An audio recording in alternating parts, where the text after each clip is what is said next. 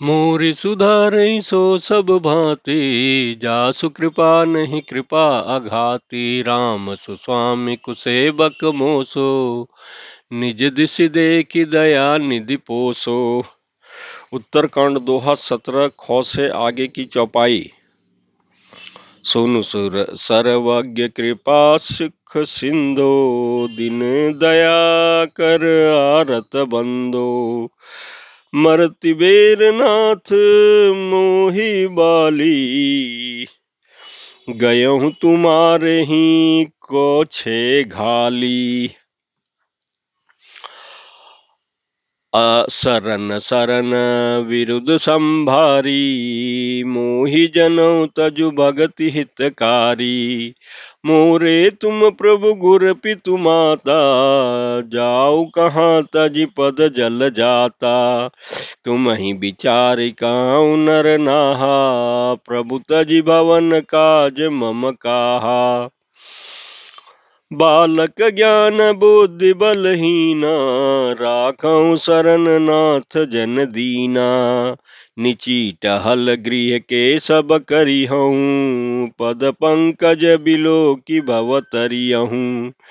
अस कही चरण परयो प्रभु पाही, अब जनि नाथ कहूँ गृह जाई। अंगद बचन विनीत सुनी, रघुपति करुणा सिंब। प्रभु उठाय उर लायऊं, सजल नयन राजीव। प्रमात सियावर रामचंद्र शंकर जी भजो। उत्तरकांड दोहा 18 को। निज उर माल बसन मनी, बालि तनय पहिराई। विदा किन्नी भगवान तब, बहु प्रकार समुझाई। प्रमात सियावर रामचंद्र शंकर जी भजो। उत्तरकांड दोहा 18 खौ। इस चौपाई के प्रसंग में तुलसीदास जी कहते हैं कि हे सर्व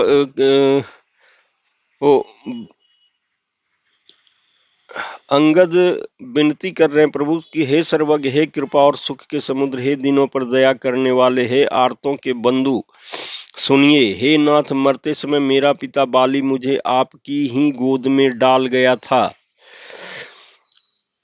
अतः हे भक्तों के हितकारी, अपना और शरण विरद बाना याद करके मुझे त्यागिए नहीं।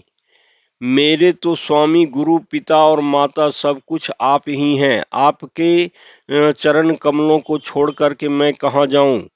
हे महाराज, आप ही विचार कर कहिए, प्रभु आपको छोड़कर घर में मेरा क्या काम है। हे नाथ, इस ज्ञान बुद्धि और बल से हीन बालक तथा दीन सेवकों को शरण में रखिए। मैं घर की सब नीची से नीची सेवा करूंगा और आपके चरण कमलों को देख देख कर भवसागर से तर जाऊंगा। ऐसा कह करके वे श्री राम जी के चरणों पर गिर पड़े और बोले, हे प्रभु, मेरी रक्षा कीजिए। हे नाथ, अब यह न कहिए कि तू घर जा। अंगद के विनम्र वचन सुनकर के करुणा की सीमा प्रभु रघुनाथ जी ने उनको उठाकर हृदय से लगा लिया। प्रभु के नेत्र कमलों में प्रेम अश्रुओं का जल भर आया। तब भगवान ने अपने हृदय की माला, वस्त्र और मणि रत्नों के आभूषण बाली पुत्र अंगद को पहनाकर उन्हें बहुत प्रकार से समझाकर उनकी विदाई की।